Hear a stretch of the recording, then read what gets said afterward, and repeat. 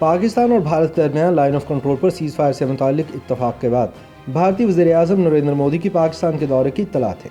Be B C کی report کے مطابق ڈونلڈ ٹرمپ کے جانے کے بعد نئی جو بائیڈن حکومت نے نئی دہلی پر کافی دباؤ ڈالا ہے، جس سے وہ امن کے راستے پر چلنے کے لیے مجبور ہو رہی ہے۔ دوسری جانب بھارت کے بعض داخلی مسائل اور چین کی طرف سے خطرات نے اسے پاکستان کی طرف امن اور دوستی کا ہاتھ بڑھانے پر مجبور کیا ہے۔ پاکستانی وزارت خارجہ کے ذرائع نے دونوں ممالک کے درمیان ہونے والی حالیہ پیش رفت کو انتہائی مثبت قرار دیتے ہوئے کہا ہے کہ پاکستان اور بھارت کے درمیان بات چیت کا عمل دوبارہ شروع ہونے سے دونوں ممالک کے عوام کا فائدہ ہے۔ یہ بھی کہا جا رہا ہے کہ سب کچھ ایک دن میں ہونا ممکن نہیں، بلکہ اس کے پیچھے برسوں کی محنت اور طویل مذاکرات کا عمل دخل ہوتا ہے۔ اس سے پہلے ایک بھارتی اخبار نے خبر دی تھی کہ بیک ڈور ڈپلومیسی کے بعد بھارت سن 2016 سے تعطل کا شکار سارک سربراہی اجلاس کے اسلام آباد میں انعقاد پر اپنا اعتراض واپس لے سکتا ہے، اور وزیر اعظم نریندر مودی بھی اس اجلاس میں شرکت کے لیے سرحد پار کا سفر کر کے پاکستان آ سکتے ہیں۔ یاد رہے کہ اسلام آباد میں ہونے والی سارک سربراہ کانفرنس سن 2016 میں اڑی حملوں کی وجہ سے پیدا ہونے والے پاکستان اور بھارت کے درمیان تناؤ کے باعث التوا کا شکار ہوتی آ رہی ہے۔ اس سے پہلے 25 فروری کو دونوں ملکوں کے ڈائریکٹر جنرل ملٹری آپریشن کے درمیان سرحد پر جنگ بندی سے متعلق سن 2003 کے معاہدے پر سختی سے عمل درآمد پر اتفاق ہوا تھا۔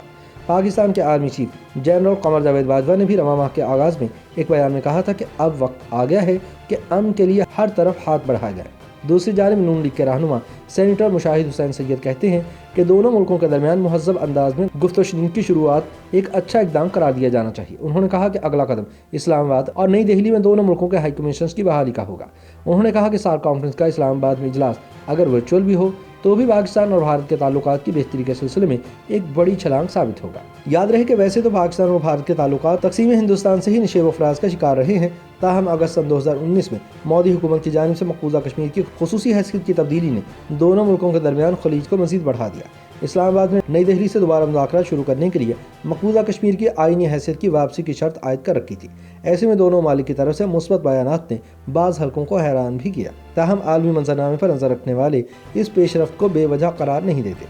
اسلام آباد میں قائم think tank Kashmir institute of international relations کے سربراہ امجد یوسف کے خیال میں دونوں ملکوں کے درمیان تعلقات کا بہتری کی طرف سفر امریکہ میں صدارتی انتخابات کے نتیجے میں ہونے والی تبدیلی کا ملحوظ منت ہے۔ انہوں نے کہا کہ میرے خیال میں جو بائیڈن حکومت نے نئی دہلی پر اس سلسلے میں کافی دباؤ ڈالا ہے، جس سے وہ امن کے راستے پر چلنے کے لیے مجبور ہوئے ہیں۔ ان کا کہنا تھا کہ ڈی جی ایم اوز کے فائر بندی سے متعلق معاہدے پر واشنگٹن کا فوری رد عمل ثابت کرتا ہے کہ وہاں اس پیش رفت کی توقع کی جا رہی تھی اور اس کے لیے کچھ ہو رہا تھا۔ ان کے خیال میں بھارت مذاکرات شروع کرنے کے لیے جموں و کشمیر کی آئینی حیثیت بھی جزوی طور پر واپس کر دے گا۔ اپنی بات کی وضاحت کرتے ہوئے امجد یوسف نے کہا کہ بالکل پہلے جیسی صورتحال تو نہیں ہوگی، لیکن وہ اپنے آئین میں مزید ایک آرٹیکل ڈالیں گے جس میں صرف جموں و کشمیر کی آئینی حیثیت میں تبدیلی آئے گی، جو نہ بالکل پہلے جیسی ہوگی اور نہ جیسی اب ہے ویسی ہوگی۔ انسٹیٹیوٹ آف اسٹریٹجک اسٹڈیز اسلام آباد سے منسلک علی محمد بیگ کا کہنا ہے کہ بھارت کے بعض داخلی مسائل اور چین کی طرف سے خطرات نے اسے پاکستان کی طرف امن کا ہاتھ بڑھانے کے لیے مجبور کیا ہے۔ ان کا کہنا تھا کہ بھارت میں اندرونی فسادات کافی ہیں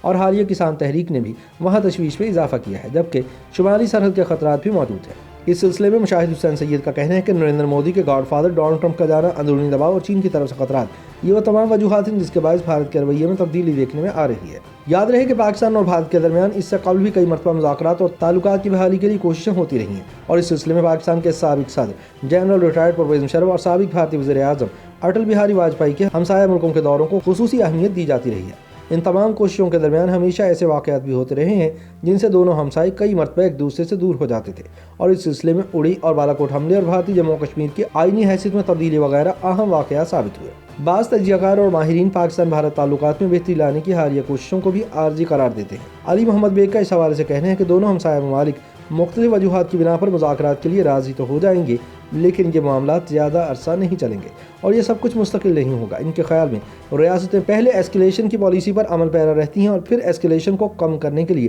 ڈی ایسکیلیشن کا سہارا لیتی ہیں، اور یہی سب کچھ یہ دونوں ہمسائے بھی کر رہے ہیں اور کرتے رہیں گے۔